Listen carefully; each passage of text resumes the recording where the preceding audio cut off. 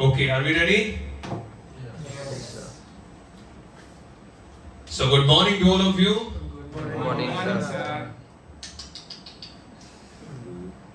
માંડ જાગીને પહોંચો ને એવો અવાજ આવે છે. Once again, good morning. Good morning, sir. Very good. Okay, so that is a wonderful voice which I should actually get from you all because you seem to be a powerhouse of energy. Problem ये है कि हम खुद doubt करते हैं, am I an energy? The point is, a lot of times we used to question this to our own self. हम लोग काफी बार अपने आप को ही सवाल पूछते हैं, क्या मैं ये कर सकता हूँ? हाँ कि ना? It happens a lot of times.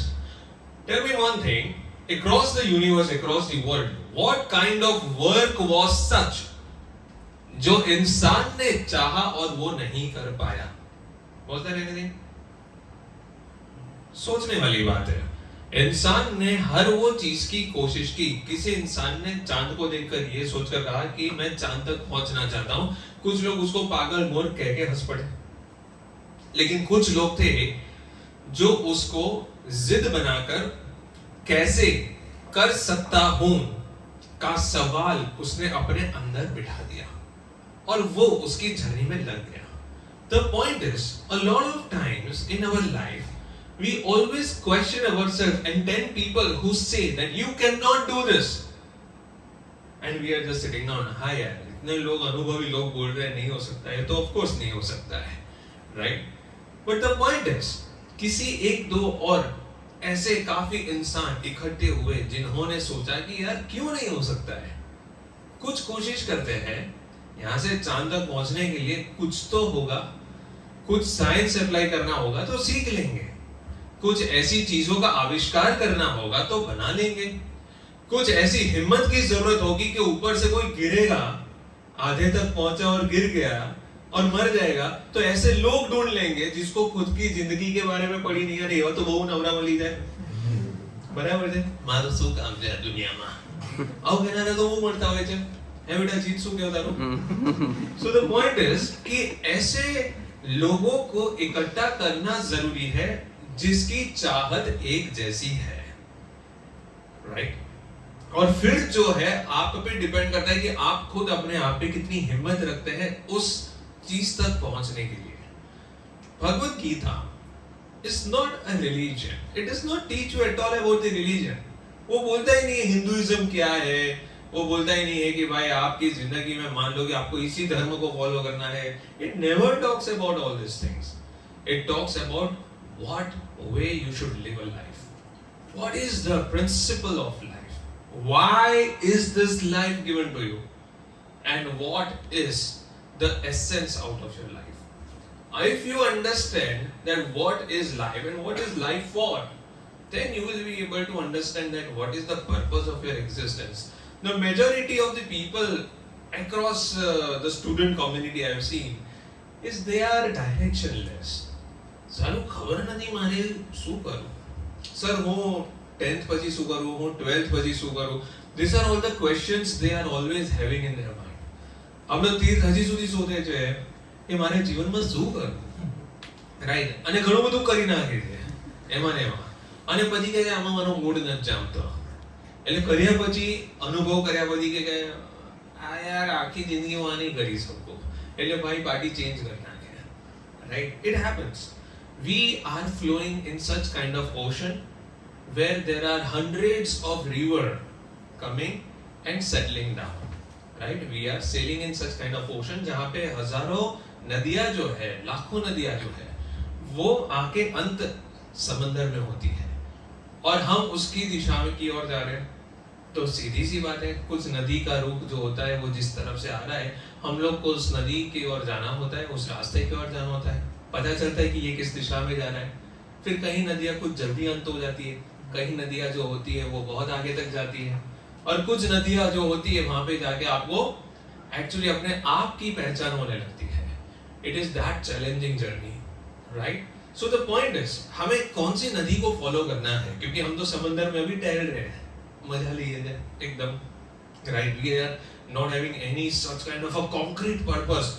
This is what I want in my life, this is what I want to do, right? ऐसा अग्नि वाला फैक्टर तो अभी है नहीं. right? And that's what is the problem. You know what? There was one day जब एक बार इंसान को पूछा गया यूएसए में,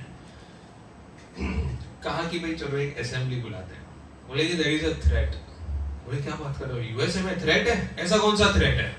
बोले कि यूएसए के अंदर ऐसा कौन सा थ्रेट आ सकता है? बोले कि हो सकता है कि यूएसए आने वाले दिनों के अंदर नंबर 1 ना हो। बोले कि यार तो असेंबली बुलाना पड़ेगा यार, ऐसा तो इकोनॉमिक कंडीशन पे आ गया ये सवाल। तो अभी जब वो थ्रेट के बारे में सुना, सब लोग काफी लोग आए, and what happened is that इसी चीज को सुनकर सब लोग बोलने लगे, बोले सर ऐसा कैसा थ्रेट है, कोई अटैक होने वाला है, कुछ होने वाला है क्या? बोले नहीं। एक बात बताओ, सबसे शक्तिशाली देश कौन सा होता है? तो कहते हैं कि सर वो जिसके पास आर्म्स एंड एम्यूनिशंस ज्यादा है, जिसके पास यूरेनियम ज्यादा है। कुछ होते हैं ना होशियार लोग, बोलते हैं जिसके पास यूरेनियम ज्यादा है, कुछ लोग बोलते हैं जिसके पास गोल्ड ज्यादा है। जे બધું જે ભણ્યા છે એના વિશે બોલે। ઓબ્વિયસલી સાયન્સના સ્ટુડન્ટ હોય તો યુરેનિયમની ચર્ચા કરે, રાઈટ? બિચારા કોમર્સના છોકરાઓ જે લોકો ગોલ્ડની ચર્ચા કરે, અને જે કશું જ ન ભણ્યા હોય એ લોકો એમ કહે કે સાહેબ જેની પાસે આબાદી વધારે હોય, રાઈટ? ઓબ્વિયસ વસ્તુ છે। तो अभी जिसके पास, मान लो एक बंदा बोलता है कि यार, एक बंदे ने सही बोला कि जिसके पास यूथ सबसे ज्यादा है, that country is the most powerful country. And fortunately you know what, you are sitting in this country wherein across the world the youth is maximum. Hindustan एक ऐसा देश है जिसमें सबसे ज्यादा यूथ है। Do you agree? Yes or no? Yes. Right. If you disagree, I can't just ask you to go and count. Of course, right? It's the statistics which Google also says that it is the highest. Right. Now, the point is कि youth यहाँ पे सबसे ज्यादा है। It is a threat for all the nation. क्योंकि अगर ये youth productive होना शुरू हो गया तो किसी भी कंट्री को पीछे कर सकता है वो, right? But you know what, USA played something amazing. बोले कि अपन कुछ ऐसा लेके आते हैं, ये सारा यूथ जो है उसका प्रोडक्टिविटी कम कर ले, कुछ भी करना पड़ेगा। तो उन्होंने कुछ ऐसी चीजों का आविष्कार किया, था ही, आविष्कार तो नहीं किया लेकिन अपडेट किया। उन्होंने साइकोलॉजिकली हिट करना शुरू किया कि वो चीजों को हम लोग फ्री में देना शुरू करते हैं जिसमें यूथ जो है सबसे ज्यादा एंगेज हो। यू स्टार्ट विद इंस्टाग्राम, हम मजा पड़ी जाए, रुको तेरा नहीं वीडियो જોઈ કેવો ગલુટિયા ખાય છે। અમુક લોકોને જેને ક્યુટ ગમતું હોય તો ક્યુટ જોઈ રાખે, જેને માની લો કે હેર સ્ટાઇલ્સ ગમતી હોય તો હેર સ્ટાઇલિંગ ઉપર ચાલતું રહે, જેને માની લો કે કંઈ પણ બાઇક્સ ને લઈને ગમતું હોય તો બાઇક્સ ચાલતું રહે। The point is, it keeps you engaged, so much engaged that when you are out of it, चल सुई दो। So you are now into the whole scenario of sleeping. फिर जाग गए तो तुरंत हाथ में क्या लेते? सबसे पहले पानी के ग्लास से भी पहले मोबाइल, नोटिफिकेशन आया पीएम मोदीએ તને ટ્વીટ કર્યો કે વાલા શું કરે છે તું? આઈ રે બેટા, તું બેસ્ટ છે જગ્યા। So the point is that these people brought all those things which can keep you engaged. And you know, that is what is the new science of psychological चक्रव्यूह। तो चक्रव्यूह की बात करें तो चक्रव्यूह क्या था? What was चक्रव्यूह? Heard about it? Yes. Very good meet. क्या सुना है आपने? चक्रव्यूह, Circular cycle. okay. It was kind of the art of the war, ठीक है? तो ये आर्ट ऑफ वॉर होता है, उसके अंदर एक स्ट्रेटेजी होता है जिसको चक्रव्यूह बोलते हैं, और चक्रव्यूह की रचना होती है। There are different styles of fighting in a war. वो बोलते हैं ना, जैसे बाहुबली में त्रिशूल व्यू की योजना की जाए तो बाहुबली में बोलते हैं त्रिशूल व्यू से आक्रमण करेंगे हम काल की सेना को, ठीक है? तो वो त्रिशूल व्यू था। वैसे एक चक्रव्यूह होता है, कमल व्यू होता है, बहुत सारे अलग अलग स्ट्रेटेजी से युद्ध को लड़ा जाता था उस वक्त। Obviously, we were not having messaging system and all those things. काल तू क्या ऊपर है Manoj? Right. So this kind of things were not there earlier. But the point is कि चक्रव्यूह जो था उसमें एक बंदा फंसा हुआ था। कौन? अभिमन्यु। Very good. अभिमन्यु। अभिमन्यु उस चक्रव्यूह से बाहर नहीं आ पाया। क्यों नहीं आ पाया? उसको जाने का रास्ता बताया। Very good. जाना बताए, आना नहीं बताया। exactly the same scenario where we people are. Mobile ને માની લો કે આપણે અંદર સુધી 100% ગેમ્સ રમતા આવડે છે, ઇન્સ્ટાગ્રામ આવડે છે, સ્નેપચેટ્સ આવડે છે, બધી જ વસ્તુ એટલે like we understand how to log in but we don't understand how to log out. Once we log in, we never log out from that system. Yes or no? Do we agree with that? Yes. Right? Somehow this is a crucial problem यार. कि यार आज तक एक बात बताओ कि कभी भी किसी ने भी इंस्टाग्राम को लॉग आउट किया और सोचा कि હવે એક અઠવાડિયું મહિના સુધી અડવું નથી. માં સોગંદ. મમ્મી વિચારી કે તું બધી સોગંદ લે, આ વસ્તુ ઉપર સોગંદ ના લે બેટા. રાઈટ? બીકોઝ ઘણી વાર તો હવે મમ્મીઓ થઈ ગઈ છે. તે મારી પોઝ જોઈ? તો સબ મમ્મીઓ भी હોય આજકાલ એવું થઈ ગઈ છે. અમે મારી ફ્રેન્ડ જોડે ગયા ને મ્યુઝિક બટ ચીનુ મારું મ્યુઝિક કે ના કોઈ સજેસ્ટ કરને કયો મૂકું હવે તો મમ્મીઓ ચોંટી ગઈ છે. So the point is कि this is a psychological trap. ये चक्रव्यूह ही है मोबाइल फोन जिसमें हम जाते हैं लेकिन उसका बाहर निकलने का रास्ता नहीं मिल रहा है. Agreed with that? Yes or no? Now tell me, Krishna भगवान ने भगवत गीता कब कही?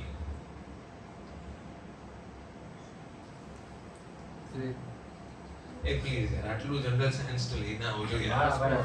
હા બેટા વેરી ગુડ શાબાશ મારો દીકરો. ક્યારે થઈ? આવું જોતા લાગે છે કે મહાભારત થયો ત્યારે. ખબર છે. અચ્છા ખબર છે તો બરાબર છે. તે આમ આંગળી કરીને કીધું કે આ મહાભારત થયો ત્યારે. આ તો એક્સપ્લેન કરવાનું. अच्छा वेरी गुड. सो महाभारत जब होने वाली थी तब भगवत गीता कही गई थी. क्या ये पहली बार थी जब श्री कृष्ण ने किसी चीज को समझाना शुरू किया था? Was that the first time? No. એમણે કીધેલી વાત શું એ પહેલી વાર જ એ ક્ષણે કહેવાનું ચાલુ કર્યું? કેટલા લોકોએ આખી મહાભારત જોઈ છે? વેરી ગુડ શાબાશ. ઘણા બધાએ જોઈ છે. જીનો તેના જોઈ બેટા સરસ. तो अभी यहाँ पे महाभारत में जो बातें कही गई है जिसे हम भगवत गीता कहते हैं, it was not the first time that Shri Krishna told things about that. It is a science, it is a knowledge which already almost everyone had. Vishwapita was also having this knowledge, telling कि केशव मैं जानता हूँ कि मैं गलत स्थान पर हूँ, माराથી થતું નહીં यार. I am not able to convince my mind that I should fight with my own king. I am not able to convince that. मैं प्रतिज्ञा से जुड़ा हुआ हूँ. I have promised someone. मैंने ये सौगंध खाई है कि मैं इस राष्ट्र के इस कुर्सी का, इस सिंहासन का मैं रक्षा करता रहूंगा. So मैं उसको नहीं तोड़ सकता हूँ. મને ખબર છે કે ઓલો ખોટો કરે છે, મારે એને ત્યાં જ પતાવવું જોઈએ. But see, he was also knowing what was right, what was wrong. Moreover, there are a lot of other characters who were knowing they are doing wrong, but still they were doing it. So it was not that Bhagavad Gita was told only and only during the Kurukshetra. Bhagavad Gita was something which was in the Pathya Pustak of almost all those Gurukul times. सबने पढ़ा है उसको.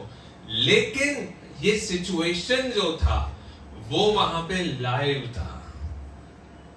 अर्जुन के हाथ से पसीना जो छूट रहा था, उसके हाथ से जो उसका गांडीव छूट गया था, right? He was trembling down. Imagine તમારી સામે કંઈક ખોટું થઈ રહ્યું છે અને એટલી હદ સુધી થઈ રહ્યું છે કે તમે તમારા સગાને લાફો મારવાનો જે તમારાથી મોટા છે, જેને ગઈકાલ સુધી તમે પગે લાગતા હતા એને અને એ દાદાને, એટલે વિચાર કરો આપણે તો પેલા વડીલને ખાલી પથરો મારવાનો કાકરો મારવું એ કેમને એ કરતા બી આપણે વિચારીએ.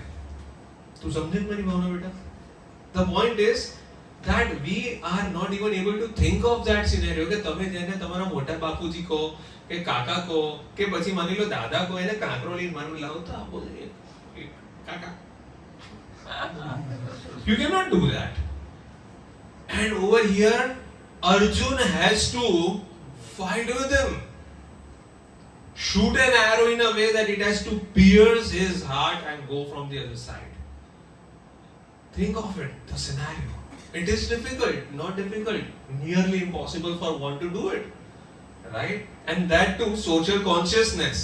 Social consciousness એટલે આપણે શું થાય, આપણે માની લો ચાર જણ બાજુમાં ઘરના હોય, આપણે મોટા અવાજે વાત કરીએ તો ચાર જણ આપણને કેવી રીતના જોવે? આજકાલના છોકરાઓ સવાલ જોરદાર હોય છે આજકાલના છોકરાઓ, બરાબર છે. અને પછી શું કહે, કોઈ ભાન જ નથી, સંસ્કાર જ નથી, મોટા અવાજે વાત કરે છે. આપણે મોટા અવાજે વાત કરીએ એમાં તો આપણે છાપે ચડી જઈએ છીએ. સોશિયલ કોન્શિયસનેસ, 4 જગ્યાએ વાત થાય કે મેં તે કેવી રીતના એના પપ્પા જોડે વાત કરી, બરાબર નથી આજકાલના છોકરાઓને, right? This happens. But imagine at that point of time, this guy Arjun has to fight in front of how many 100,000 people. लाखों लोगों के सामने उसको युद्ध करना है. उसको यहाँ से एक ऐसा बाण छोड़ना है, ऐसा बाण चलाना है कि सामने वाले को मरना होगा. और फिर सोचो, वो ऐसी भावना से होना चाहिए जिसे लोगों को ये ना लगे આના મનમાં કેટલો ઘાટ હશે, ગઈકાલ સુધી પગે લાગતો તો હારો હરામી નીકળ્યો, રાઈટ? Think of it. सब लोग उसको देख रहे हैं, उसको क्या है, अंदर सोशल कॉन्शियसनेस खाए जा रहा है. और इसी जगह पे imagine the scenario, we are also in the trap of what, social consciousness. Bhagavad Gita absolutely resembles to the life which we are living today. It is nowhere different. It is absolutely the life, social consciousness. લોકો શું કહેશે, તું ભણી નહીં, ભણ્યા વગરની છે, બેટા બેચલર્સ તો કરી લે, કોઈ છોકરો તને સારો મળશે. આજકાલ મોટા ઘરમાં છે ને બેચલર્સ ભણેલી છોકરીઓ માંગે, ગમે એટલો લવ લફડું જે બી હોય, પણ ભણ્યા વગરની છોકરી ન ચાલે. મીટ કોલેજ જોઈન કરી લે બેટા. The point is that social consciousness is everywhere. It was earlier, it was right now, it will be in future as well. Now tell me one thing. तो ये जो सोशल कॉन्शियसनेस है वो पहले भी जो था, उनको क्या डर था? राजा तो બધા જે હતા એ કેવા હતા? મનમરજીના માલિક હતા, 2-3-4 લગ્ન કરી લેતા હતા. એમાં તો કોઈ સોશિયલ કોન્શિયસનેસ નડતું નહોતું. એમને તો એમના શોખ જે હતા એ શોખ પૂરા કરતા હતા. એમાં તો કોઈ એવું નહોતું વિચારતા 3 લગ્ન કરીને બેઠા છે ભાઈ. ઓલો અર્જુન જે છે એ યુદ્ધ પર નીકળ્યો હતો, બરાબર છે? આખા ભારત વર્ષમાં બધી જગ્યાએ મિત્રતા અને કાતો પછી યુદ્ધ, એવી રીતના જીતવા નીકળ્યો હતો. અને ભાઈ જેટલી જગ્યા ગયા રાણીઓ લઈ લઈને આયા. કેવું કરેલા અર્જુન તો. See now, that was the part. What was that? Again, उसमें तो सोशल कॉन्शियसनेस नहीं था. कृष्ण जिसकी पूरी कथा उसको भविष्य में सुनना था, उसी की बहन सुभद्रा का हरण किया. એની જ બેનને પાટી બગાઈ દે છે. અને આઈડિયા બી કોણ આપે છે? કૃષ્ણ આપે છે. ભાઈ બી આવો ગજબ, બરાબર? એનો મોટા ભાઈ બગાડવાના છે, ખબર જ છે. અને મોટા ભાઈએ બીજે નક્કી કર્યું, નાનો ભાઈ કે આપણે અર્જુન જોડે જ સેટિંગ કરીએ, બરાબર છે? તો પોઈન્ટ ઇઝ, નાનો ભાઈ કે એક કામ કર, મોટો ભાઈને તો નાનો પડે, એક કામ કર, તું ભાગી જા. આવા ભાઈ બહેન હોય તો મજા આવે, હે? શું હા પાપી. The point is, over here, Sri Krishna is not just telling Bhagavad Gita for the first time. Bhagavad Gita and the verses, or else you can say the Gyan of Bhagavad Gita was already followed by every one of them. सबको पता है सही गलत क्या है, लेकिन हम कर नहीं पाते हैं जो सही है. Bhagavad Gita is the art of motivation. It gives you motivation to follow the path of rightness. It gives you the inspiration to stand still on what is right. It gives you the confidence to follow things, which things are right for you, and never fear of something wrong in front of you. It gives you that confidence. तो ये भगवत गीता जो है वो आपको actually confidence लाती है. It is the book of motivation. કઈ પણ થઈ જાય, વિશ્વાસ રાખો કે તમે સાચા હશો તો તમારો ઈશ્વર તમારી સાથે છે. પણ કઈ પણ થઈ જાય અને એક ક્ષણ માટે બી જો તમે ખોટું કર્યું છે, કોઈને ખબર નથી, મેં આવો જોલ કર્યો છે, તો પણ તમારી વાટ લગાવી દે. That is what is Bhagavad Gita telling you. To be always pure. That is what is important. अब हम सोचेंगे कि sir, sometimes there are a lot of people in entrepreneurship doing lot of wrong things.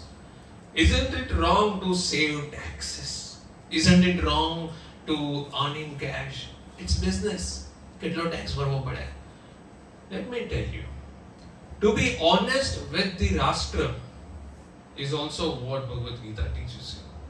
To be honest with your family is equivalent to be honest with your राष्ट्र. Why? Because वो यही सिखाते हैं कि जो आपका परिवार, आपकी सोच लेके आप बैठे हो कि आपका परिवार सिर्फ आपके घर में पापा मम्मी काका काकी मामा मामी है, that's not enough. Your family is people around you. Vasudevam Kutumbakam.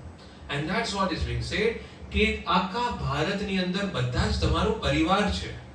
And if you are thinking મારું શું, saving taxes મારું શું, so in that you are actually being dishonest to your country. You are getting selfish, you are getting self-oriented more, right? And always telling what? Thinking about your own self. So that is not right. ईश्वर ने आपको इतना दिया है तो खुशी से tax भरो, खुशी से कर चुको. क्यों? Because वो जो परिवार जो सक्षम नहीं है, गवर्नमेंट उसका ख्याल रख रही है. It is an indirect charity. You are not going to every single place. Can you go to Kerala and do some charity? No, you can't do that. Right? You cannot just go to Kerala और वहाँ पे तो गरीब बच्चे जता भी क्या पढ़ना, अमुक एवं विस्तार में जता. So जहाँ आप नहीं पहुँच पाते हो, गवर्नमेंट अपनी सुविधा पहुँचाती है. So that is also a form of charity. So think that it is a charity and just let the money flow. Don't worry about it. ईश्वर ने आपको इतना सक्षम बनाया है कि आप राष्ट्र की सेवा कर सको, तो वो करना चाहिए. That is what is important. The person who is so much into the favor and thought process, ना मारो पैसो जा, बचाओ बचाओ बचाओ पैसा न बचाओ, चिंगूस you cannot live with that happiness, because the one who is so much keeping his hands closed, gripped tight and holds the money strongly, वो actually कितनी भी रेत को पकड़ ले, रेत कभी हाथ में नहीं रहती है. Right? It has to move out. वो अपना रास्ता निकाल लेती है. Now, moving with one more thing, my dear friends, that right now we all have different perceptions to look at this Krishna Katha. So let us do one thing. Let us orient our mind towards one direction. So I request all of you to please close your eyes. सभी लोग अपनी आंखें बंद करें. और मैं जो भी कुछ कहता हूँ उसे आपको ध्यान से सुनना है और महसूस करना है. Everyone please close your eyes. और मैं जो भी कुछ कहता हूँ उसे आपको ध्यान से सुनना है और महसूस करना है. एक गहरी सांस लीजिए. Slowly breathe out.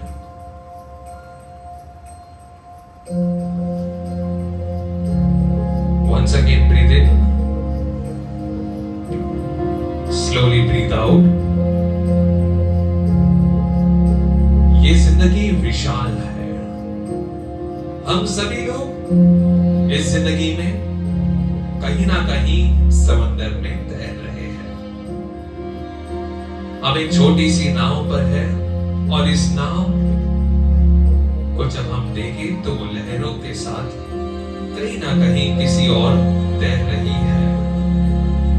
हम नहीं चाहते हैं कि हम आने वाले दिनों में अपनी इस नाव को किस और ले जाना चाहते हैं, और इसलिए इस बहते पानी में हमारी ये नाव किसी भी दिशा में बह रही है. हम सभी को अपने भीतर अपनी खूबियों को जानना होगा. हम सभी को जिंदगी के इस मकसद को पहचानना होगा. इंतजार करते रहते हैं हम उस वक्त का कि कब जाके हम अपने अंदर की खूबियों को जाने. इंतजार करते रहते हैं उस सही वक्त का कि इस दिन इस वक्त को मैं इसकी शुरुआत करूंगा. लेकिन याद रखिए दोस्तों, ये प्रकृति है. प्रकृति में कभी भी अच्छा और बुरा नहीं होता है. ईश्वर के बनाए हुए इस पल में, ईश्वर के सजी हुई इस पूरी भूमि में कभी कोई दिन अच्छा या बुरा नहीं होता है. शुरुआत करने के लिए हमारे अंदर की इच्छा शक्ति होनी चाहिए.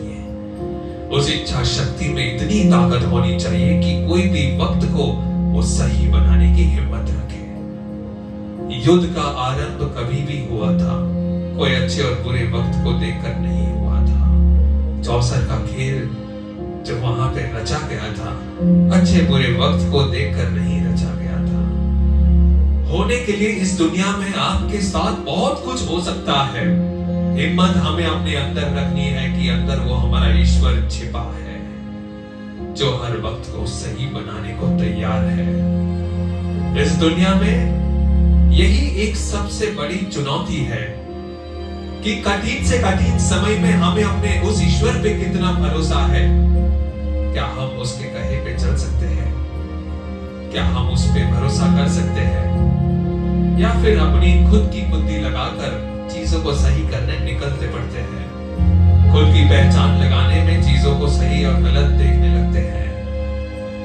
जिंदगी एक बार मिली है दोस्तों, समझने की एक बार कोशिश कीजिए। आपका ईश्वर आपके भीतर ही है। हम इस पृथ्वी पे एक माध्यम है चीजों को आगे ले जाने के लिए। इस दुनिया में आपका काम जो है उसको पहचानने की कोशिश कीजिए। मस्ती और मजाक जिंदगी का भाग है, उसे भाग समझ उसी को जिंदगी मत बना। क्या पता जिंदगी मजाक बन जाए। हमारे अंदर के इस छोटे से ईश्वर को हमें जानना है। ईश्वर बड़ा या छोटा नहीं है, लेकिन वो इतना छोटा भी होता है जो कण में समा जाता है। वो इतना विशाल होता है कि पर्वतों में दिखने लगता है। ब्रह्मांड में वो ईश्वर नजर आता है दोस्तों, और छोटे से कण में भी वो नजर आता है। भगवत गीता ये वो है जो आपको जिंदगी में सच्चे रास्ते पे चलना सिखाता है। सच्चाई का रास्ता कठिन है, पुरुषार्थ से भरा है। कठिनाई का रास्ता कभी आसान नहीं है, लेकिन उस रास्ते पर चलना या ना चलना हमेशा आपके सामने आएगा। But we have to believe that there is something inside us that is always telling us what is right, what is wrong, and that is the inner conscience। हमारे अंदर एक आवाज जो हर वक्त कहती है हमें क्या करना चाहिए, वही ईश्वर की आवाज है। उसे हमें पहचानना है। Life is once to live. Live it like a legend। जिंदगी के काफी ऐसे वक्त होते हैं जब हम नहीं समझ पाते हैं कि हम उस पर रिएक्ट क्या करें। यही वो वक्त था जब 5 भाई चौसर खेल रहे थे। उस वक्त उनके सामने हर चीज गलत होते हुए देख रही थी। उन्होंने अपने आप पे भरोसा रखा कि कुछ भी हो जाए, परिस्थिति का सामना करने के लिए वो तैयार है। भरोसा अच्छी चीज होती है, अपने आप पे भरोसा अच्छी चीज होती है, लेकिन बहते हुए सागर में बह जाना ये समझदारी नहीं है। समय जिस तरीके से आपको बहते हुए ले जाता है, हमें अपने आप पे वो कंट्रोल होना चाहिए। जब हम चाहे तब हम उस बहते हुए सागर में अपने आप को रोक सके। यदि हम जानते हैं कि कोई आदत हमारे लिए बुरी है और उसके बिना हमें नहीं चल रहा है, उसे रोकना हमारा फर्ज बनता है। यदि आप जानते हैं कि कुछ लोगों की मित्रता आपके लिए बुरी है, उसे रोकना हमारा धर्म है। इस दुनिया में आपको सिर्फ 2 चीज सिखा सकती है। एक गुरु आपको सही गलत का ज्ञान दे सकता है, और एक परिस्थिति आपको सिखा सकती है। हम ईश्वर से यही प्रार्थना करते हैं कि परिस्थिति हमें जिंदगी में ना सिखाए, क्योंकि वो हमें लंबे समय के लिए काफी पुरुषार्थ करवाती है। हम सभी की जिंदगी बहुत ही खूब है। हम सभी लोग उस परिवार से आते हैं जो परिवार हमें शिक्षा दे सकता है। हम उस परिवार से आते हैं जो परिवार शायद हमें 3 वक्त की रोटी आसानी से दे सकता है।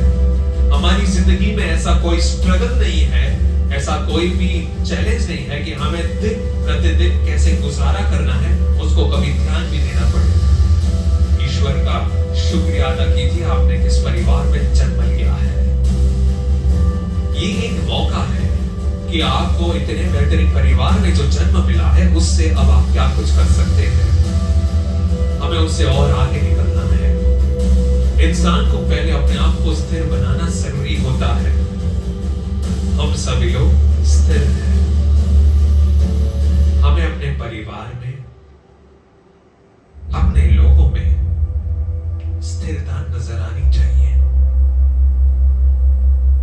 इंसान की इच्छाएं अनंत होती है।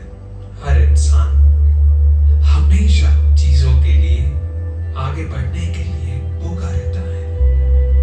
यदि आज उसके पास कोई गाड़ी है तो कल उसको और बड़ी गाड़ी चाहिए। अच्छा सा मोबाइल है तो और अच्छा महंगा मोबाइल चाहिए। ये इच्छाएं अनंत है।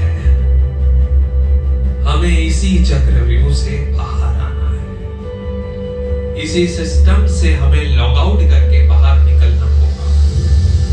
क्योंकि कहीं ना कहीं ईश्वर आपको यही समझाना चाहता है, भगवत गीता आपको यही कहना चाहता है कि ये सारी चीजें जो भौतिक है वो सारी मोह से बंधी हुई है।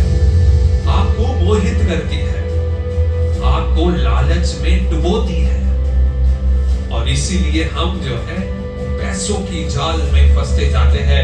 लोग जो गलत करते हैं, तेजी से पैसे कमाने के लिए हम उस गलत रास्तों को अपनाना शुरू करते हैं, क्योंकि हम उस मोहित हुई चीजों को अपनाना चाहते हैं। हमारे अंदर एक आवाज हर बार आती है, रुक जा। आगे बढ़ना अच्छा होता है, तेजी से आगे बढ़ना अच्छा होता है, लेकिन आगे बढ़ना होता क्या है? What do we understand by the word that I want to move ahead in life? I want to succeed in life. Success is not, my dear friends, to earn money. Success और आगे बढ़ने का मतलब ये होता है कि हम अपने परिवार से उठकर समाज के इतने परिवारों के लिए हम कितने योग्य हैं। उन लोगों के लिए हम उनकी लाइफ के अंदर क्या नया चेंज ला सकते हैं। एक दिन में अगर आप एक इंसान में कोई चेंज लाना शुरू करते हैं तो आपको अपने घर और परिवार की फिक्र नहीं करनी होती है, क्योंकि ईश्वर पीछे आपका घर संभाल लेता है। हम इस पृथ्वी के, इस संसार को आगे बढ़ाने के लिए एक माध्यम है। We are the only medium to let things happen somewhere, some part of the world. We have to understand our purpose, my dear friends. What is your purpose? What and why are you existing? You are not here for those Mercedes. You are not here for those BMWs. Identify your purpose. चीजों को पाने से हमें शांति नहीं मिलती है। खुशी हमारे अंदर लंबे भाव के लिए नहीं रहती है, वो क्षणिक होती है।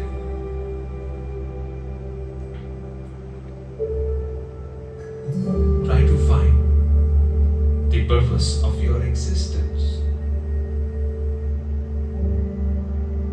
You all can open your eyes.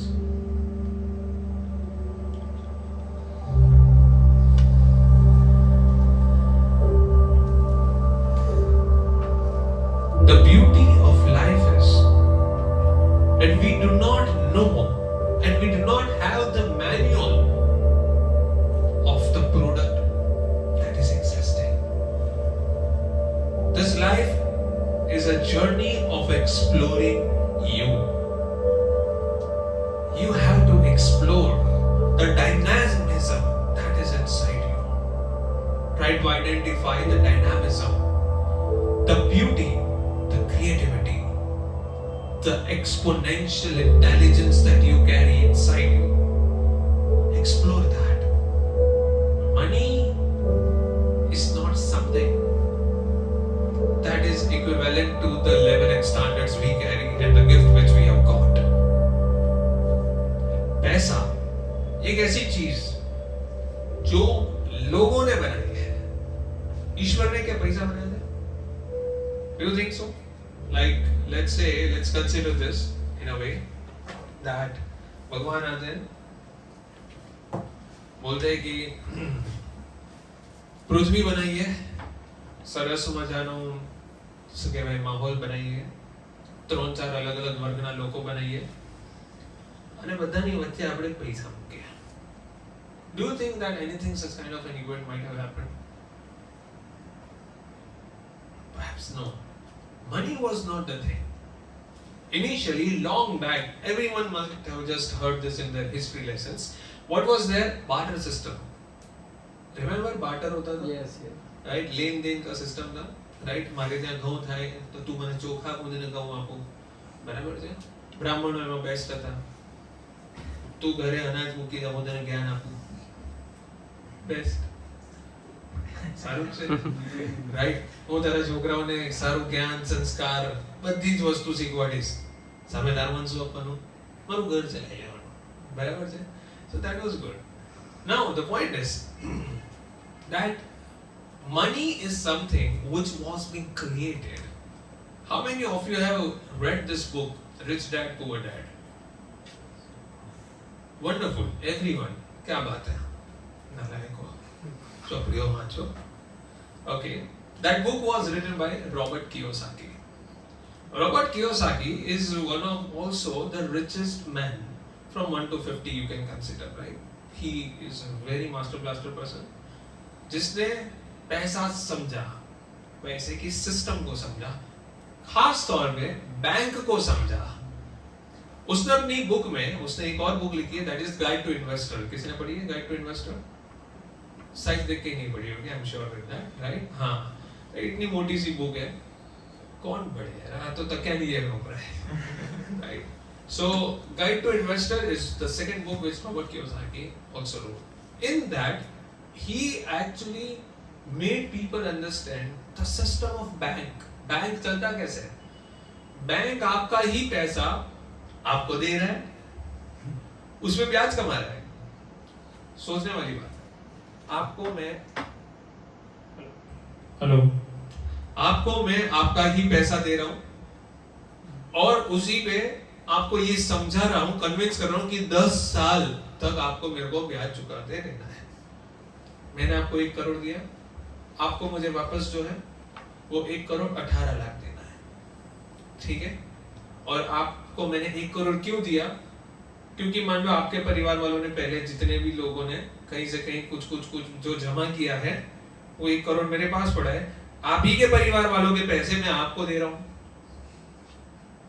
Interesting, right? मामा काका બધા ભેગા થઈને બેંકમાં પૈસા જમા કરે. તારે ઘર લેવું છે, લે ને, કઈ વાંધો નહીં, હું તને પૈસા આપીશ. કેમ મામાથી માંગવાથી શરમ આવે છે? હા, मैं किसी के आगे हाथ नहीं फैलाता. હવે ટણકું શું किसी के आगे हाथ नहीं फैलाता? બેંક પાસે જઈને તો અરજીઓ કરીને 70 પાના ઉપર સહી કરીને લોન માંગે. એ છોડો, બજાજ ફાઇનાન્સ એ મોબાઈલ લેવો છે, રાઈટ? બોસ આ ફોન 1.5 લાખનો ગઈકાલે છોડાયો. અરે વાહ યાર, સુપર યાર, હાઈ ક્લાસ હે, ગજબ. દર મહિનાના અઠવાડિયે જ્યારે નજીક આવતો હોય ને અંતનો, સલુ EMI, રાઈટ? આ જ ફોન ઉપર જે પાર્ટિક્યુલર માંગે છે એ જ માણસ ફૂલ ટેન્શન સ્ટ્રેસમાં છે EMI માટે, right? So what is happening? You are creating your own stress, right? अब होता क्या है, एक दिन आता है, આવતો મહિનો મારો છેલ્લો મહિનો, યસ, પછી હું આ ડેટ જે છે એનાથી મુક્ત થઈ જઈશ, રાઈટ? એ સુધાર છે, મેં મુક્ત હો જાઉંગા. વાહ, આઈ એમ સો હેપી. એટલી વારમાં એને કન્વિન્સ થઈ ગયું કે યાર જો હું દર મહિને 6,000 રૂપિયા મોબાઈલના ચૂકવી શકું છું, નવું હમણાં MacBook આવ્યું છે, સુપર છે યાર. 6,000 હતા જ નહીં એવું જ વિચારી, હજી 1 વર્ષ એટલે પાર્ટી હવે MacBook લેશે. ધ पॉइंट इज ये सिस्टम जो है, एक बार हम उधार से कंफर्टेबल होना शुरू होते हैं तो बंदा दूसरा तीसरा उधार जो होता है उससे वो हिचकिचाता नहीं है, वो उसके अंदर डूबता जाता है. और इसलिए रॉबर्ट कियोसाकी ने बहुत अच्छा सा उस बुक में समझाया है कि it's a vicious circle. Loan is a vicious circle, it's a trap, it's a cyclone. वो ऐसा साइक्लोन है कि जिसके अंदर हम डूबते जाते हैं। और अभी अपने बाप दादाओं को याद करो, તમને આ સલાહ ક્યારેક ને ક્યારેક જીવનમાં મળી હશે કે પગ એટલા જ ફેલાવો જેટલી ચાદર છે, બરાબર છે? વસ્તુ એટલી જ વસાવો જેટલા તમારી પાસે રૂપિયા છે. ઉધાર લઈને વસ્તુ વસાવો, વસ્તુ કહું છું, ઉધાર લઈને વસ્તુ વસાવશો is not a good idea, should be never done. સાંભળી તો બાપ દાદાઓનું, બરાબર છે? That's the point. હવે આપણને એવું થાય કે યાર એ લોકોની વાત અલગ છે, આજે આપણને જરૂર પડે, રાઈટ? આપણને આજે મર્સિડીઝની જરૂર છે.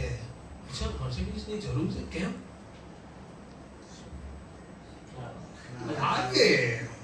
लागे just because 4 लोग social consciousness, 4 लोग ओहो तीर्थ मर्सिडीज લઈને આવ્યો હે ભાઈ, ગજબ.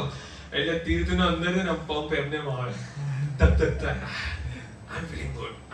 So वो बंदा 4 लोगों के सामने अच्छा दिखने के लिए, अपने लिए नहीं लेकिन अच्छा लगना चाहिए, लोगों આપણે આમ એન્ટ્રી મળે તો લોકો જોવા જોઈએ, એ ગ્લેમર ને લીધે થઈને he is right now getting disoriented. Yes or no? Now tell me, have you guys seen Amitabh Bachchan on TV? Of course, right? Your father to loves Amitabh Bachchan a lot. He's a fan of it. Amitabh Bachchan, who is a guy who has seen all the phases of life, when he was up and then he also fell down, right? He again built up again himself, right?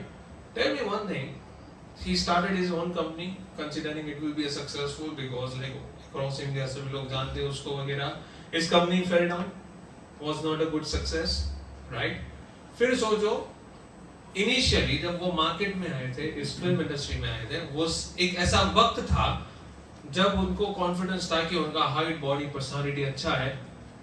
Series में 9 films flop, telling that ये आवाज बहुत ही भारी है, it does not suit in a romantic films, right? ये भारी आवाज जो होती है वो बहुत अजीब सा लगता है, it can not create romance in a film, right? And the films are dramatic in Bollywood, so it can not go good. तो अभी सोचो वो एक टाइम था जब उनकी आवाज को ना बोल दिया गया था. आज हिंदुस्तान की आवाज अमिताभ बच्चन है. Think about it. Brand ambassador of Gujarat tourism is Amitabh Bachchan, right? The point is, जो पहले ना थी वो हाँ हुई. उन्होंने क्या किया? पैसा लगाया, इन्वेस्ट किया, मांगने गए? नहीं. He explored himself. Try to understand this. Exploring yourself is very much important. हम अपने भीतर अपने आप को पहचाने, ये बहुत इंपॉर्टेंट जर्नी होती है. Sometimes we are not sorted. हम लोग को पता नहीं रहता भाई मां मगज में बहुत चाले છે, શું ચાલે છે, હા પાડું કે ના પાડું, એ ચાલવાની વાત નથી. હા પાડું કે ના પાડું એટલે હું આ કામ કરું કે ના કરું એ વાત છે. બાપી મગજ ખબર હતી કે તારા વેવલેન્થ ક્યાં જશે. So the point is that we have a lot of dilemmas. Okay, now what Bhagavad Gita teaches in this kind of situation? It says that first of all, lobh, krodh और मोह, 3 things. लोभ, क्रोध और मोह, ये 3 interconnected है, एकदम जोरदार. एक પણ ઉપર ગયું ને તો સાકળ બાંધેલી બીજું તરત ઉપર આવે. Think of it. अगर लोभ है, लोभ मतलब लालच, पैसों की अगर लालच है और आपका काम टाइम पे नहीं हो रहा है तो उत्पन्न क्या होगा? क्रोध, राइट? और क्रोध अगर उत्पन्न होता है, क्रोध जो होता है वो किसको साथ में लेकर आता है? मोह को साथ में लेकर आता है. वो लालच अब पूरी नहीं हो रही है तो वो जिससे भी पूरी होगी, राइट? तो हमारा मोह जो होता है, व्हाट इज मोह? What do you understand by the word moh? Getting influenced, getting attracted to. तो जब लालच जो है वो पूरी नहीं हो रही है तो we get attracted and influenced कि जिससे वो हो रही है उसके पास हम जाए. મોટો માણસ છે, એની જોડે કોન્ટેક્ટ રખાય, કામનો માણસ છે, You see, your intentions are not pure to even keep relations, right? બે યાર એની જોડે ના વગાડાય યાર, તમે સમજો, એને બધું ન કહે, એને મોડે સાચું કહી દઈએ ને એનું રિલેશન ડિસ્ટર્બ થાય. કેમ તારે એની જોડે શું તારી બેન પૈણાવી છે? ના, એવું નથી, એ વર્ડ કામ આવે યાર, આ લોકો કામ આવે. એના પપ્પા RBI માં છે, એના મામા CBI માં છે, એટલે જેટલામાં આઈ લાગે એ માણસો કામના, right? But that's what Krishna tells. Krishna says what's wrong is wrong, and the people who does wrong, you don't need their company at all. Have that faith and confidence to say that in front of that person that this is something I dislike about it. I don't like it and I'm not in favor of it. Even if it is any big body in front of you, you should have that courage to speak out that this is wrong. Right? फिर बोलने के बाद હવે શું થશે મારું એ તમારી ચિંતા નહીં કરવાનું, એવું કૃષ્ણ ભગવાને કીધું છે. Why? તું કર્મ કર, ફળની ચિંતા ના કર. સર પણ આવું આપણે કહીએ કે આ ખોટું છે, ત્યાં ને ત્યાં બે લાફા મારતે તો ખાઈ લેવાના. That's what કૃષ્ણ ભગવાને સમજે છે. બોલે કે તું કર્મ કર, ફળની ચિંતા ના કર. આ ફળ જે છે એ એકાદ બે ચચરે, બરાબર છે, પણ એ કહેવાની રીત હોય. ઓફકોર્સ એ ચચરવા સુધી કેમ પહોંચ્યું? કારણ કે તમારી એ વાણીમાં તોછડાઈ હશે. બાકી કહેતા પણ આવડવું જોઈએ, બરાબર છે. તમે જઈને ઉભા રહી જાઓ તો દાદા આ તમને સોંપતું નથી, બરાબર છે, તમે તમારી હદમાં રહો, તો આવું ન બોલાય. દાદાને પ્રણામ કરાય, દાદાને કહેવું જોઈએ કે દાદા તમને નથી લાગતું કે આ વસ્તુ થોડીક આવી થઈ શકે છે? સોબરનેસ હોવી જોઈએ, વાત કરવાની બી એક રીત હોય, બરાબર છે. આ ધનુષ ઉપાડતા શીખવાડે છે. આપણી પાસે ધનુષ નથી, ઓબ્વિયસલી. ઘરે પડ્યું તારે કરશે નથી, હા. એટલે આને છેક સુધી જવાનું છે. શું? લડીને મારવાનો છે માણસને. આપણે મારવાની જરૂર નથી. આપણે કદાચ આપણા વડીલને કંઈક કહેતા હોઈએ કે કદાચ કોક આપણા સમાજમાં કોકની જોડે વાત કરતો હોય જે ખોટું ચાલી રહ્યું છે, તો આપણે કહીને ચીરીને જ નાખવાનો. આપણે નથી ગમ્યું, આપણને એ વસ્તુ કંઈક કરવાની કીધી કે જે આપણા ફેવરમાં નથી, કે આપણે નથી કરવી, કાં તો પછી તમને એ લાગે છે કે આ ખોટી છે, તો you have to just speak out in a good way. તમારે એવો સંબંધ નથી લઈ જવાનો કે અત્યારે જઈને લાઈ બંદૂક લાઈ ઠોકી આવો, obviously, right? So this teaches to even go to extremes, but we don't need to go to extremes, but it gives you confidence to such level. ये जो किताब है वो आपको उस लेवल तक का कॉन्फिडेंस दे सकती है कि जरूरत पड़ने पर आप यहाँ तक भी जाओ. This is the extreme level. Imagine to shoot a person is extreme level. Do you agree with it? नहीं? हाँ, of course, right? So to shoot a person is the extreme most thing, and that is what Bhagavad Gita is all about. It's the book of motivation. It can lead you to the extreme level. It can take you to the best level. It can help you to explore your best. And that is the beauty of Bhagavad Gita. तो भगवद गीता जो शुरू होती है, जो उसकी शुरुआत है, it starts from where? It starts from Arjun विषाद योग. अर्जुन की दुविधा के बारे में बताया जाता है कि यार अर्जुन कहे છે કે યાર પાટી આપણામાં કોન્ફિડન્સ નથી રહ્યો, યુદ્ધના મેદાન વચ્ચે મને લઈ જા, અને પછી એમ કહે છે કે ભાઈ આઈ એમ અફ્રેડ ઓફ ધીસ યુથ. તો મારા હાથમાં ગાંડિયું હલી રહ્યું છે. I cannot aim to this all people who I used to go down. I cannot just go and just shoot them up. યાર જો તો 1 લાખ લોકો જોવે છે, શું કહે છે કાલ ઉઠીને એમના છોકરાઓને જઈને કહે છે કે બોલો ધર્મ યુદ્ધ, જેને નમતા હતા એને જઈને મારી આયા, આ કયા મોટા ધર્મ ગુરુ રહ્યા, આવી વાત કરશે. So he was afraid of all these things. बोले यार मेरे को फ्यूचर में कितना कुछ सुनना पड़ेगा. बोले I am not agreeing to this. Krishna भगवान आ मुक्યું મેં તો બાણ, તમારે લડવો તો લડો, માની રમો. Right? The point is, this was the scenario. That there are a lot of things. બોલે હું કે હું જ કે સાચું ખોટું કરવા માટે હું એકલો જ વધ્યો છે, આ રહી છે ના કરે મારા ભાઈઓ જે કરવો હોય, માર નહીં રમવું યાર, આ તો થોડી રીત છે. કાલ જર ઉડીને લોકો એમ કે અર્જુને કેટલાને માર્યા. અરે આવું મને યાર લોકો કહે કે કરે દરેક જગ્યાએ હું ફેમસ થઈ જાઉં, અર્જુને માર્યા. પછી તો ઓલા રાક્ષસ ને બધા વિલનો ની ફિલ્મોની અંદર ની બદલે બધા એમ કહેવા લાગશે કે ચલ બેટા જલ્દી સુઈ જા નહીં તો અર્જુન આવશે. તો પછી આ તો કેવું ટેન્શન વાળું માહોલ થઈ જાય. બોલે કે I am not ready to do this Keshav, I can not play this game. અને કૃષ્ણ પછી એમ કહે છે કે આમાં તું ખોટું શું કરે છે? એટલે આ પાર્ટી 1000 જણને હું અહીંયા ને અહીંયા મારી નાખી, તને નથી લાગતું કે ખોટું કરી રહ્યો છું? અને આ વસ્તુનો પાપ ન લાગે, જીવ છે. આ જૈન લોકો તો અહીંયા કીડી મારે બિચારા ઉપવાસ કરી લેતા હોય છે. તો આ તો યાર કેટલી મોટી વસ્તુ છે. માણસો છે, માણસોને મારવું એ બી તો એક જીવ છે. તો એક જીવને મારીશ તો મને કેટલો પાપ લાગશે. કે કૃષ્ણ ભગવાન કે ચાલો આ તો બહુ બેઝિક થી સમજવું પડશે, ગ્રામર થી ચાલુ કરવું પડશે આનું તો, right? So the point is that this person was into such a level. Why should I just even do this? वहां से મારે જીવનમાં કર્મ કરવું જરૂરી કેમ છે? મારા પપ્પા પૈસાદાર છે, મને કોઈ ચિંતા નથી.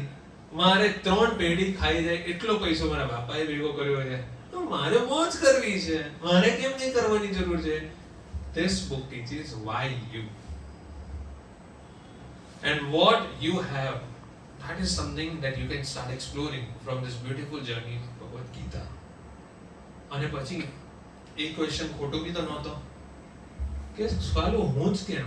આટલા ભાઈઓ છે, આટલી મોટી સેના છે, તો હું એક જણ નહીં રમું તો શું ફેર પડી જવાનો હતો? ઓબ્વિયસ વસ્તુ છે આપણે, રાઈટ? પણ હવે આ તો એવી વસ્તુ છે કે એ એક વ્યક્તિ એવો વ્યક્તિ હતો જે ના પાડી રહ્યો હતો ગેમ રમવાની, કે જે ટીમનો ખરેખર મેન ઓફ ધ મેચ છે, મેન ઓફ ધ સિરીઝ છે, એ જ રમવાની ના પાડી દે તો સાલું ગેમ થોડી અઘરી થઈ જાય ને. You know why? एक बात बताओ, धनुर्धर बनने में होता क्या है? एक बाण है और एक आपको जो है एक अच्छा सा धनुष चाहिए. અને પછી શું પ્રેક્ટિસ શું કરવાની? ઓલું કોડ બનાવ્યો હોય એની વચ્ચે જવું જોઈએ, છે કે નહીં? આટલું હોય, બરાબર છે? આટલા આટલા આટલા ડિસ્ટન્સ છે, ત્યાંથી તીર મારો અહીંયા સુધી જવું જોઈએ, આ જ છે. તો આવું તો ઘણા બધા કરી શકતા હશે. તો અર્જુન સર્વશ્રેષ્ઠ ધનુર્ધર, why was he called that? Why? તમને કંટાળો ના આવે? તમે લોકો ગયા જશો ને આર્ચરી કરવા, કોઈ ક્લબ માં ગયા હોય, રિસોર્ટમાં ગયા હોય, ત્યારે ખબર છે આપણને આમ એક્સાઇટમેન્ટ લાઈ આર્ચરી કરું, હા આમ કરી કાઢો અને આમ એક તીર પેલું માર્યું, બીજું માર્યું, પછી આમ આમ કરો, ચોથું, પાંચમું, છઠ્ઠું. બસ હવે યાર આ શું એક કુંડાળામાં કેટલા તીર મારવાના? કંટાળો આવે, right? But think of it, what was so exciting? He explored that potential. What was such kind of a thing जिसने उसको धनुर्धर बना दिया? The identity of सर्वश्रेष्ठ धनुर्धर is Arjun. ये identity और ये title उसको कैसे मिला? He can shoot in dark. He can shoot in dark. Okay. Sparrow's eye. Yes. Mentality and focus.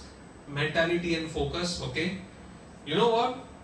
He mastered his own personality in a way कि धनुष जो है वो तो हर कोई छोड़ सकता है और उस बिंदु पे तो हर कोई निशाना लगा सकता है. ये कोई बड़ी बात नहीं है.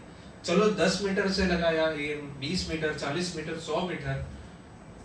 अब एक टाइम आता है कि आपके स्ट्रेंथ की कैपेसिटी मैक्सिमम जो होती है, अपने बॉडी की फिजिकल कैपेसिटी एक मैक्सिमम होती है कि हम कितना भी उस एरो को खींच ले, right? It can travel only up to some distance because it is not something like a missile. It is what? It is an arrow. Science હોય, ગ્રેવિટી હોય, બમ થાય, બરાબર છે? એ એરો આમથી આમ જઈને પ્રોજેક્ટાઇલ મોશનમાં નીચે આવે. Now comes the scenario of Arjun. Arjun was not a normal human. He mastered the art of superpower. By practicing yoga, there are 2 types of yoga, Hatha Yoga and Raj Yoga. तो जो राजयोग होता है वो हम लोग जो सब करते आए हैं वो सब राजयोग है, जो हम किताबों में देखते हैं. पतंजलि योग शास्त्र में हम लोग ने जो पढ़ा है, जैसे शरीर को मोड़ना है, वो हम आसानी से लोगों को देखते हैं, जिम में वगैरह करवाते हैं. This is all a part of small Rajyoga. What is Hatha Yoga? Hatha Yoga is such yoga. In this yoga shastra, it starts elevating those powers inside you where you are above normal. It can develop that tendency of superhuman inside you, and that was the art which Arjun mastered. And with that, what happened is कि अर्जुन जब एक तीर मारता है तो normally अगर कोई मारता है तो वो एक या दो बंदों को एक साथ मार सकता है, मतलब यहाँ से तीर गया बाहर निकला, दूसरों को चोट आई, पीछे वाले को तीर अड़ी गई, उन्हें भाग गई. Arjun was able to shoot an arrow with such power कि वो एक साथ पहला बंदा जिसके यहाँ से तीर निकलता है वैसे करके 10 इंसान तक वो तीर जो है वो छाती को भेद दे. राइट, इतना powerful arrow he was able to shoot at once. That one arrow was able to aim at 10 people. That was the power of Arjun. Not only that, he mastered the art of swinging the arrows. Bowler हो तो fast bowler સીધો બોલ નાખે, બરાબર છે. In swing કરવો હોય તો બોલ આમ પકડવાનો, આઉટ સ્વિંગ કરવો હોય તો બોલ આમ પકડવાનો, આવું બધું સાંભળ્યું છે, બરાબર છે. બોલ સ્વિંગ થતો હોય, રાઈટ. બોલ સ્વિંગ ક્યારે થાય? સ્લોમાં થાય કે ફાસ્ટમાં થાય? વેરી ગુડ, ફાસ્ટમાં થાય. તો બોલ સ્વિંગ જે છે એ ફાસ્ટમાં થાય. એ જ રીતના swinging the arrow occurred when he was able to shoot at the maximum speed. So he also developed the art of swinging the arrows. એટલે ઇમેજિન કરો કે કોઈ ઓલા બાહુબલીની અંદર હતું કે સામે ઊભી રહી ગઈ હતી અને પછી આમથી આમ એરો જઈને આમ જાય, રાઈટ. હા, કાનની ગુટ્ટીને અડીને જાય, આને બધું યાદ હતું. So that was the art, and that was also mastered by Arjun. He was able to swing the arrows, right. मतलब आप सामने खड़े तने उलाने तने मारे था, આપણે એમ કહીએ જો તને મમ્મી કસમ છે મને તીર ના વાગવો જોઈએ. And he was able to actually shoot and the arrow actually looked like it is coming to you. But you भगवान तो छोड़ी नहीं आता था ना मत ले दे बोला, and it will just turn over here and it will swing and go there. That was the art Arjun mastered. હવે imagine करो, so it was not that one stick to be pointed in that small dart, but it was above that. He mastered all the possibilities to trigger in the windy like environments, right. Storm होता है, wind होता है, ऋतुओं में भी आपका aim जो है निशाने पे ही लगना चाहिए. So he mastered every small part of different attributes of the weather. So that was what it is called. It is mastering what you are good at. આપણે તો શું મને આવડી ગયું સર આગળ ભણાવો હવે, બરાબર છે. બસ થોડુંક આવડી ગયું એટલે આપણે એમ કહીએ કે આ મને આવડે છે, ફ્લૂટ વગાડતા આવડે છે. હા, વેરી ગુડ. પાણીમાં નાખીને વગાડ ના વાગે સર, ના વાગે, પણ ટ્રાય તો કર. ફ્લૂટને ભીની કરીને વગાડ, ફ્લૂટને અડધી પાણીમાં નાખીને વગાડ, કંઈક તો નવું નીકળશે, કંઈક બી નવું નીકળશે. કંઈ નહીં તો છેલ્લે ફ્લૂટ બગડી જશે તો ખબર પડશે ફ્લૂટ પાણીથી બગડે. તું સમજો મારી ભાવના? It's to experiment more and more things. That is what is important. The point is, my dear friends, that we have to know that when you are good at something, you have to experiment it. You have to experiment to its extremes. And that is what is called exploring. એટલે આપણે લોકો આ જર્નીની અંદર in this 3 days of Bhagavad Gita session, today is the first day, so we understood that what this book is about. That is, Bhagavad Gita is the book of motivation. It is a book of inspiration. It can orient your mind towards one direction. It can develop the art of identifying what is something good in you. It can never let you to confusion. Musu karu. Secondly, it will never let you get bored. ક્યારે બી જીવનમાં તમને બોર નહીં થવા દે. That is the beauty of Bhagavad Gita. Right? So this is the first hour of our beautiful session in the series of Bhagavad Gita in modern words.